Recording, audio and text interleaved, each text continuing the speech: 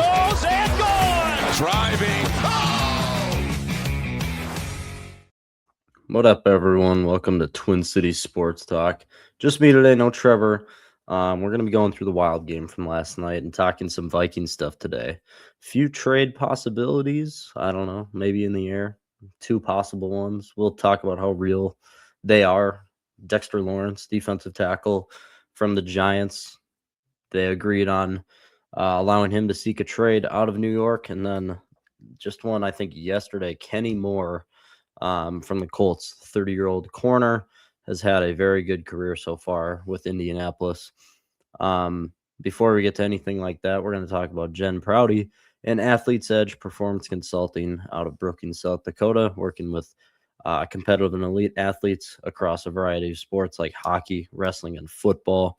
Jen helps strengthen the mental side of performance by developing skills like confidence, focus, and emotional control. She works with athletes, teams, and coaches virtually, nationwide, and locally in the Minnesota and Dakota area. Jen uses evidence-based approaches to complement physical and technical training while supporting long-term development for these athletes.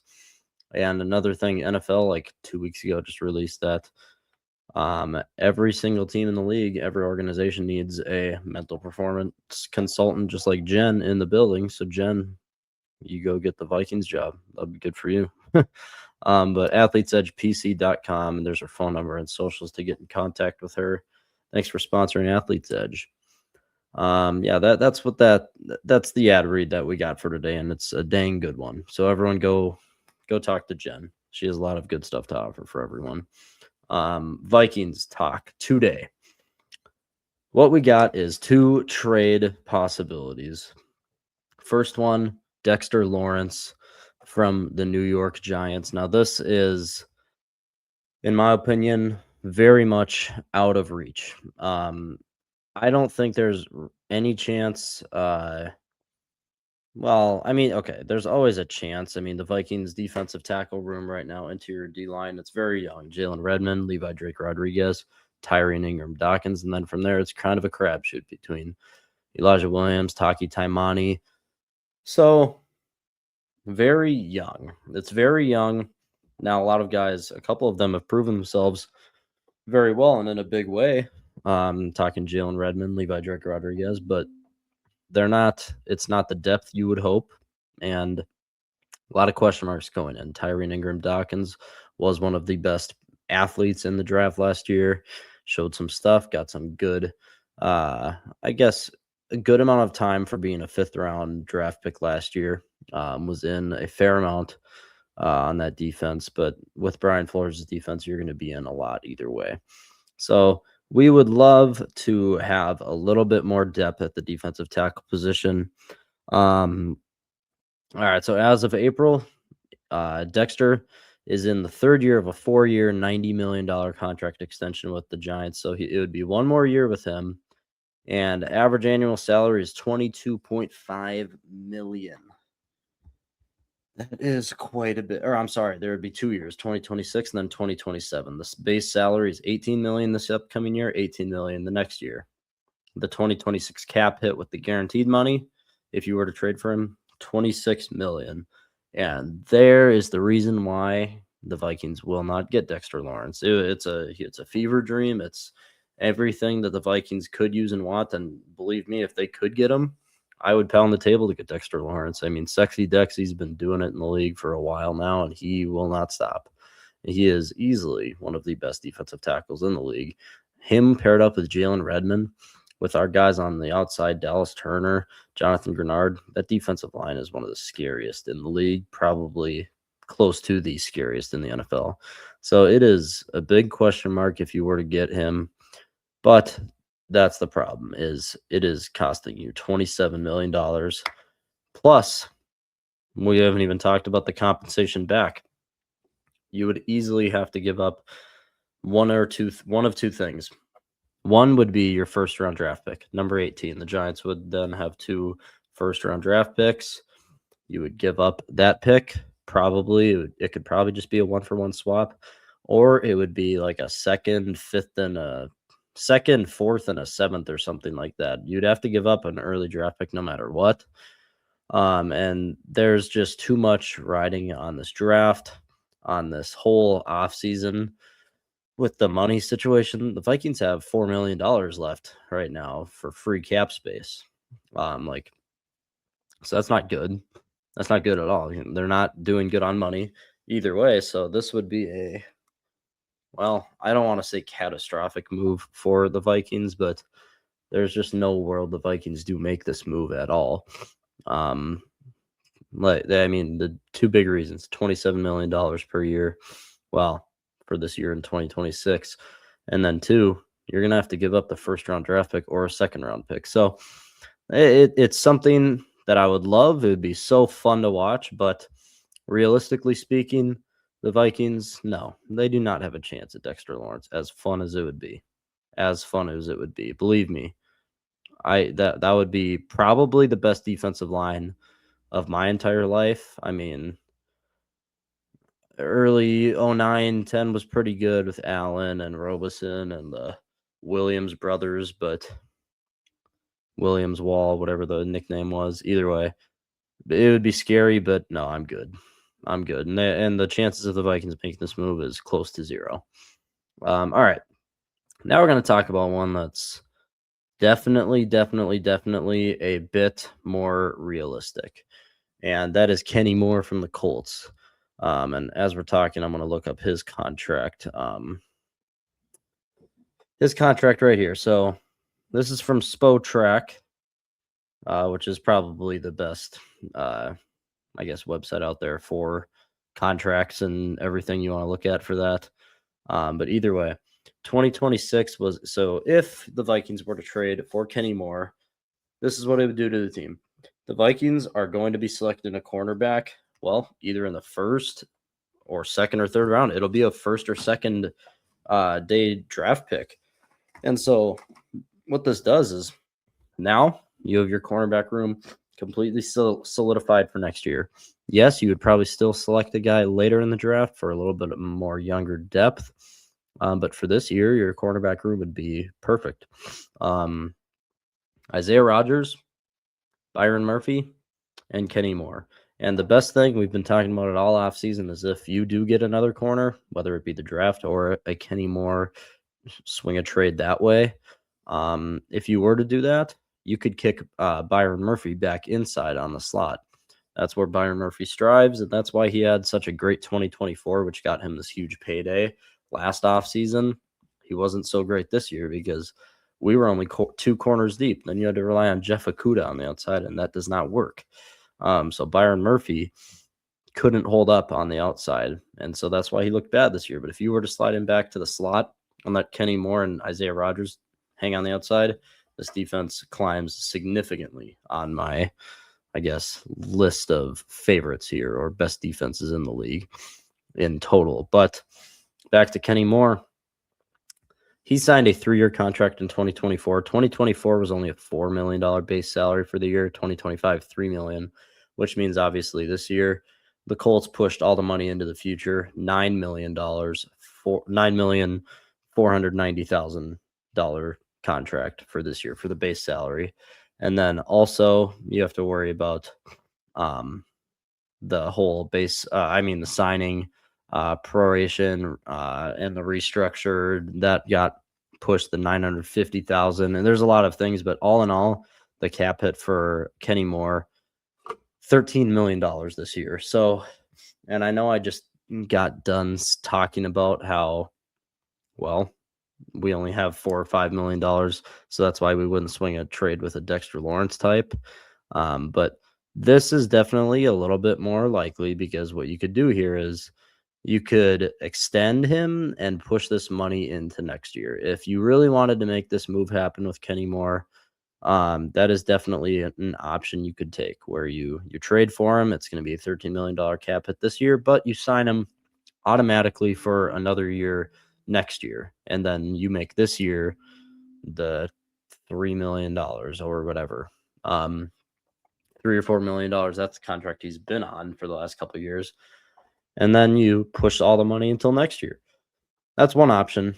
The second option, well, is just to not get him, because another thing about it is Kenny Moore is 30 years old now. He's been in the league for a little bit. He's carved out a good career for himself, like I said. But the thing about Kenny Moore is that he's 30 years old, and corners, they age very quickly, like very quickly, and he will be on the downslope pretty quickly. So is it really worth it to get, as I'm fumbling with some papers of mine over here, they got stuck in my desk. Is it really worth it to get a 30-year-old cornerback, or use one of your, well, the Vikings have 2 third-round picks, a second and a first. And I mean, if they really are still serious about trading Jonathan Grenard, that nothing has came out about that anytime recently, but if they were, they would have another one of those picks. One of them will be used on a quarterback, a corner, no doubt about it. So is it worth it to go get Kenny Moore, or do you just stick in the draft and go get a young guy for the future? I'm going to stick on the hill of staying in the draft, because if we were to do another mock draft, which now that the draft is only a week and 5 days away or whatever it is, we'll have more mock drafts coming out. The corner depth is immense. I mean, in the first round, if a Jermod McCoy fell to you, I mean, Avion Terrell is there. And then you're talking about safeties, Dylan Thiemann, Emmanuel McNeil-Warren. There's a lot of guys in the secondary in the first round. But then even going into the second round, Keith Abney, the corner out of Arizona State, Julian Neal, gosh dang, I'm forgetting his name, but D'Angelo Pons. I couldn't think of D'Angelo for a second, but D'Angelo Pons, one of the biggest stars in the Indiana's national championship run. And then also Keontae Scott, who had a pick six against Ohio State in the playoff from Miami. There's a lot of guys in that second round too. So the Vikings will be selecting a cornerback no matter what. It just depends on where, and it depends on if they were to make a move for a Kenny Moore this year. But all in all, my opinion on it, I say no. I say you stick in the draft. And here's the thing, so Kenny Moore will be 31 by the time the season starts. His birthday is August 23rd. Yeah, August 23rd. So he'll be 31 either way. I'm not calling anyone old at 31, but that's old for cornerbacks. They got to be some of the most athletic players on the field, keeping up with these 4.28 40-yard dash wide receivers coming out of the draft. They got to keep up with those guys. I'm good. I will say Kenny Moore is a great story, carving out a good career in the NFL, because he went to college at Valdosta State. I don't even know where that is, but he's been in the league for 8 years now. He went undrafted to New England in 2017. Really good career, and now he's getting paid millions of dollars every year. That's a pretty cool stat right there. Now, here's the flip side of it. If the Colts cannot find a deal for Kenny Moore before this draft, and they say, well, let's just save the $6 to $9 million that he would have been, which the dead cap, if they were to dump him, I think it would be $6 million. If I'm not mistaken, they would clear up. Either way, let's save that. Let's just cut Kenny Moore. He would sign a very less expensive contract. And there I might be able to be persuaded on bringing him on board, depending on what that number is, if it's in reach for the Vikings, because I don't want the Vikings to have to do all this money crunching and put money into more years like Kawasi has been doing for the 4 years now that he was there. I don't want anything to do with that. I'm done with. We need to start nailing some guys in the draft. That's the simple known fact of it. But I'm done like seeing it like that. I can't speak on it enough. The pushing money into future years just causes you problems down the line. And if you don't win in those years that you are pushing it down, like those years that you do push it down, if you don't win in those years that you make those moves, what's the point of it? You're just ruining yourself for the future. The Vikings had no money to spend this year. Yes, they loaded up last offseason on basically a rookie quarterback. That's a topic for another time. But this offseason, they don't have money, but they don't have as many. I don't know how to word this without triggering half of the fan base either way. The Vikings have less holes. No, okay. No, let me fix this, what I'm saying. The Vikings have more holes this offseason, but all of them are one player away. Last offseason, they had two problems, just two: offensive line, defensive line. But to fix those, they needed to go get Will Fries, Donovan Jackson, and Ryan Kelly. That's three guys for the offensive line. For the defensive line, they went and signed Jonathan Allen and Javon Hargrave. The holes this offseason are just one player away. I want one more defensive tackle for depth reasons. We need one more corner and we need one more safety, and preferably another wide receiver. They have holes. They're just not as big this year. Last offseason, there wasn't as many holes, but those holes last offseason were huge. It was undeniably way bigger than the holes that the Vikings have this offseason. And so that's one positive thing, is that this team is trending in the right direction. They have a good base of players. And a bunch of these positions are just one guy away from being a well-rounded position group and a well-rounded offense, defense team in general. And yeah, clip that. That's all I got for that. So Dexter Lawrence, Kenny Moore, trade block. We'll see. We will see. One other thing tonight, people, the Wolves play the Rockets. We're not going to be making predictions on that just because the Wolves are resting their players. I don't know what the starting lineup is for tonight. It's not out as I'm recording, but the Wolves know where they're sitting in the playoffs. They're going to be the 6th seed. They're not playing Ant. I mean, Jaden might still get some time coming back from an injury, just to get him ramped up a little bit. But the Wolves are just not trying. I mean, that's, for lack of a better word, that's really what it is right now. So we're not making predictions on that.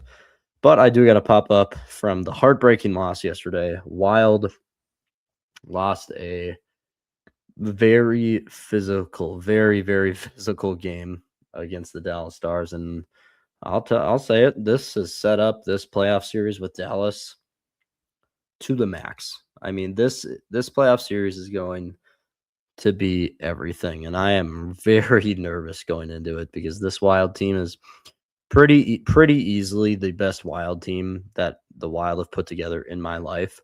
And I don't think it's really close. One thing to note from last night, Philip Gustafson.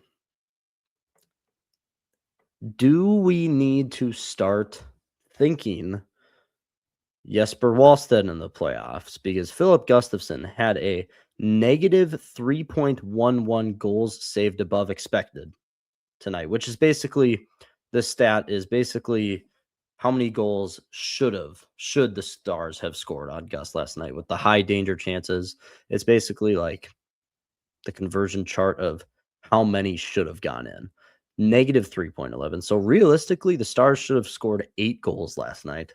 There was the one where it hit off the glass and it hit off Gus's back and thankfully went off to the side instead of floating right in.